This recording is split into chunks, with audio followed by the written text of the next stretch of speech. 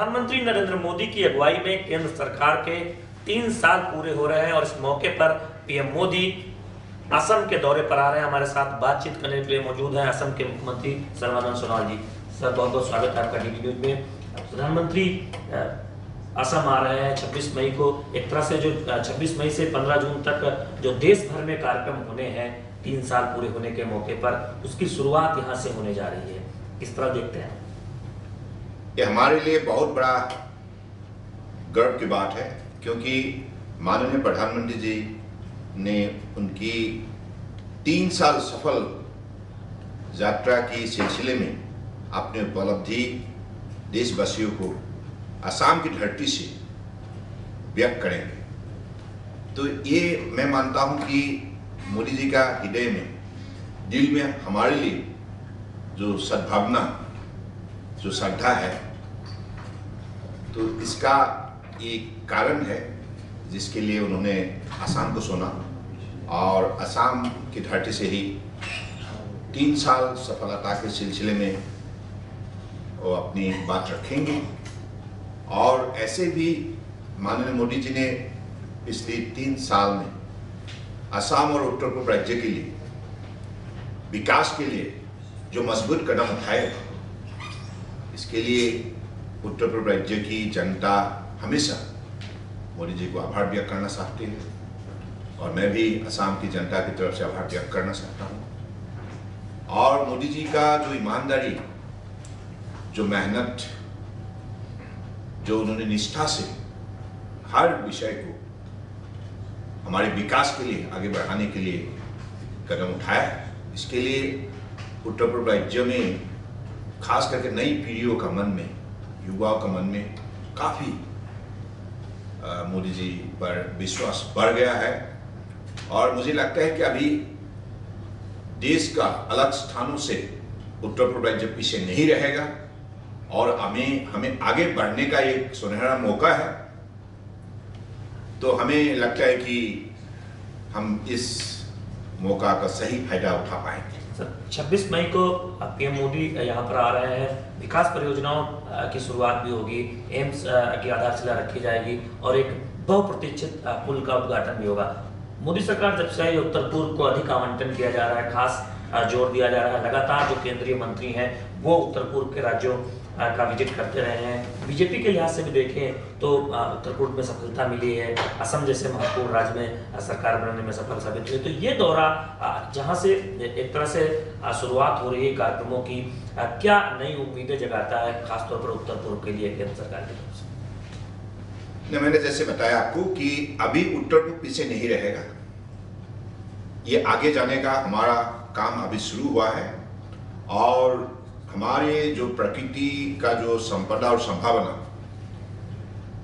भारी मात्रा में भरा हुआ है, तो मोदी जी ने इस विषय को पहचान लिया और उन्होंने शुरुआत से ही इन चीजों को आगे बढ़ाने के लिए अपनी तरफ से निर्णय किया, जिसकी वजह से आज उत्तर पूर्व राज्य के बारे में देश का हर नागरिक अच्छी तरह जान पाया है और हमारा एक पहचान मोदी जी ने खड़ा किया है। कनेक्टिविटी एक बड़ी समस्या रही है भौगोलिक स्थिति की वजह से, चाहे वो रेल लिंक हो, सड़क लिंक हो या फिर हवाई यातायात की बात हो, उसमें कितनी प्रगति आप देखते हैं? क्योंकि बुनियादी ढांचे का विकास पूरे उत्तर पूर्व के लिए एक बड़ी चुनौती रहा। कांग्रेस का पिछली 70 साल मतलब 7 साल के कार्यकाल में जो कर नहीं पाया, मोदी जी ने 3 साल में करके दिखाया। जैसे doubling of railway track, electrification of railway line, इन चीजों पर हमारे लोगों ने कई सालों से मांग करते आए थे। मांग करते करते थक गए, कांग्रेस ने कभी ध्यान नहीं दिया। हमारी इस राज्य से ही देश का भूतपूर्व प्रधानमंत्री डॉक्टर मनमोहन सिंह प्रतिनिधि के हिसाब से राज्यसभा में गए, 2 कार्यकाल का प्रधानमंत्री बने, इसके बावजूद उन्होंने कुछ कर नहीं पाया। मोदी जी ने आते ही doubling of railway track, electrification of railway line और ब्रह्मपुत्र का ऊपर अगले दिनों में 5 नया पुल बनाया जाएगा। और हमारे जो ब्रह्मपुत्र वाटरवेज के सिलसिले में भी जो कदम रखा गया है, तो मुझे लगता है कि अभी सड़क और पुल, रेलवे कम्युनिकेशन, एयर कम्युनिकेशन और हमारे इन टोटलिटी, हमारे कनेक्टिविटी अगले दिनों में बहुत मजबूत होगा, जिसके जरिए हम आगे बढ़ने के हमारे लिए एक बहुत बड़ा मौका होगा। तो मुझे लगता है कि अभी हमारी जो नई पीढ़ी है उनका मन में ऐसा एक विश्वास पैदा हुआ है कि अगले दिनों में मोदी जी के नेतृत्व में ही हमारा उत्तर पूर्व राज्यों को सारा विश्व के लोग जान पाएगा और हमें भी तरक्की करने के लिए एक बहुत बड़ा सीढ़ी मिलेगा। प्राकृतिक संपदा की आपने बात की। अब सिक्किम जैसे राज्य है ऑर्गेनिक खेती के लिए पहला ऐसा राज्य बना जहां 100% ऑर्गेनिक खेती होती है। अलग अलग राज्यों की अपनी प्राकृतिक संपदा है, लेकिन जल प्रबंधन एक बड़ी चुनौती है। बड़ी मात्रा में कहें तो बाढ़ आती है, उसको लेकर क्या प्रगति हुई है, क्योंकि ये एक बहुत बड़ी चुनौती है इस पूरे जो उत्तर पूर्व की। देखिए, ये जो ब्रह्मपुत्र नदी, अंग्रेजी के जमाने में ब्रह्मपुत्र नदी को एक बहुत महत्वपूर्ण जल पथ के हिसाब से उसको इस्तेमाल किया गया था और ब्रह्मपुत्र के जरिए बे ऑफ बंगाल होकर सारे विश्व का अलग अलग स्थानों पर जो व्यवसाय, अलग अलग बिजनेस, ट्रेडिंग ये होता था। लेकिन कांग्रेस सरकार ने इस विषय को ध्यान नहीं दिया, जिसकी वजह से असम बहुत पीछे रह गए, उत्तर पूर्व राज्य बहुत पीछे रह गए। आप मोदी जी आते ही ब्रह्मपुत्र ड्रेजिंग का सिद्धांत लिया, निर्णय किया और साथ साथ में ब्रह्मपुत्र नदी के जरिए बांग्लादेश होकर हम कैसे बे ऑफ बंगाल से दुनिया के साथ बिजनेस लिंकेज हम स्थापित कर सकते हैं, इस विषय पर भी चिंता व्यक्त किया, जिसके वजह से अभी हम पीछे नहीं रहेंगे। ब्रह्मपुत्र सिर्फ बाढ़ पैदा करने वाला, कटाव पैदा करने वाला नदी नहीं रहेगा। ब्रह्मपुत्र हमारी प्रगति का एक बहुत बड़ा रास्ता होगा, जिसके जरिए असम देश का एक सर्वश्रेष्ठ राज्य के रूप में अपना पहचान बना पाएगा। सर, न केवल 3 साल पूरे हो रहे हैं पीएम मोदी की अगुवाई में केंद्र सरकार के, बल्कि असम में जो आपकी अगुवाई में सरकार है उसका भी 1 साल पूरा होने जा रहा है। एक तरह से कहें एक सुनहरा संयोग है पीएम मोदी का यहाँ पर आना। आपकी सरकार की अगर प्राथमिकता जो रही है, 3 अहम काम जो जिसमें आपको सफलता मिली उस 1 सालों में, क्योंकि भ्रष्टाचार एक ऐसा मुद्दा रहा है, राष्ट्र स्तर पर देखें तो बीजेपी ने इसे उठाया, तमाम सारे कदम उठाए गए, भ्रष्टाचार के खिलाफ सफलता मिली। असम में भी एक बहुत बड़ा मुद्दा रहा है। 3 अहम काम जो आपने आगे बढ़ाने की कोशिश की हो इस 1 साल में। 1 साल में हमने तो असम की जनताओं के सहयोग से, ईमानदारी से काम करने का हमने यहाँ अभ्यास शुरू किया। जो काम पहले हुए नहीं थे, वर्क कल्चर थे नहीं हमारे व्यवस्था में, भ्रष्टाचार के जरिए वर्क कल्चर को विनष्ट किया था, तो हम लोगों ने आके ही पहले इस पर सुधार लाने के लिए कोशिश किया और हमने निरंतर भ्रष्टाचार और दुर्नीति के खिलाफ लड़ाई जारी रखा, जिसकी वजह से ढेर सारे अधिकारी आप जेल की अंदर बंदी है और अभी भी हम भ्रष्टाचार के खिलाफ हमारे कार्रवाई जारी रखा है।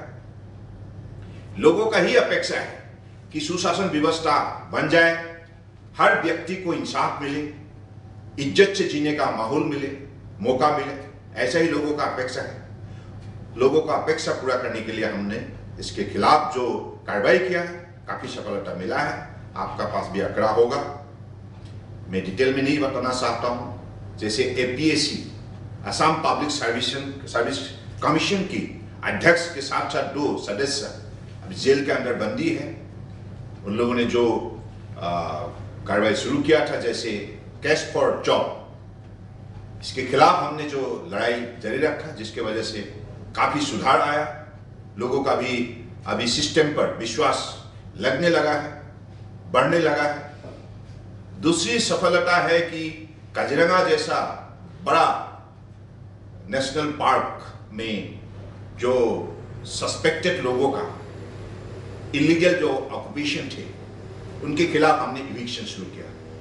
गुवाहाटी हाईकोर्ट ने हमें जो आदेश जारी किया उसी हिसाब से हमने इसका सही पूरा किया और उसी हिसाब से जितना सत्र है अलग अलग स्थानों पर जो अवैध बेदखल उनको निकालने के सिलसिले में हमने जो कदम उठाया, हमें इस विषय पर काफी सफलता मिला। करीबन 3000 से ज्यादा एकड़ जमीन हमने अवैध बेदखल से मुक्त किया। अभी भी एविक्शन प्रोसेस जारी है। और तीसरा, हमारे सुशासन व्यवस्था के सिलसिले में आप देखें तो पिछली सरकार की साथ अगर तुलना करें तो हमने हर क्षेत्र में प्रगति हमने पाई है। आप देखिए स्वच्छ भारत अभियान के सिलसिले में शौचालय निर्माण विषय पर हमने काफी आगे बढ़ चुके हैं। पिछली एक साल में हमने 10.5 लाख टॉयलेट बना पाया। उसी हिसाब से सड़क में अगर आप कहें तो हमने प्राइम मिनिस्टर ग्राम सड़क योजना, इस विषय पे भी करीबन 1000 किलोमीटर सड़क बना पाया। और जैसे प्राइम मिनिस्टर आवास योजना पिछली सरकार ने सिर्फ 17,000 तक वो बना पाया था, लेकिन हम लोगों ने 1,80,000 आवास योजना हमने बनाया। तो उसी हिसाब से हर सेक्टर में हमने अलग अलग सफलता प्राप्त किया है। और खास करके रेवेन्यू कलेक्शन के सिलसिले में, क्योंकि जैसे हमने करप्शन का जो लीकेज थे उसको बंद किया, करप्शन ना होने की वजह से आप रेवेन्यू ग्रोथ 21% तक हमने प्राप्त किया है, जिसके वजह से 2,770 करोड़ हमें पैसा स्टेट एक्सचेकर में जमा करने के सिलसिले में हम सफल हुए हैं। तो मुझे लगता है कि अभी ऐसा माहौल बन गया है और अगले दिनों में हमारे जो भी कार्यक्रम है उसको हम ईमानदारी से सफल रूप दे पाएंगे। अंतिम सवाल, कानून व्यवस्था देखें तो अगर काफी एक चुनौती रही है। मोदी सरकार सबका साथ सबका विकास के मंत्र के साथ आगे बढ़ रही है।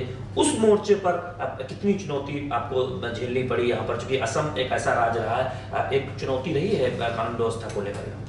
ऐसे है कि अभी लॉ एंड ऑर्डर सिचुएशन काफी अच्छा हो गया है, जिसके वजह से अभी जो भी इन्वेस्टर देश विदेश उन्होंने ये आग्रह किया है कि असम में इन्वेस्ट करें। तो पिछली एक साल में कुल मिला के 6,500 करोड़ का इन्वेस्टमेंट हुआ है।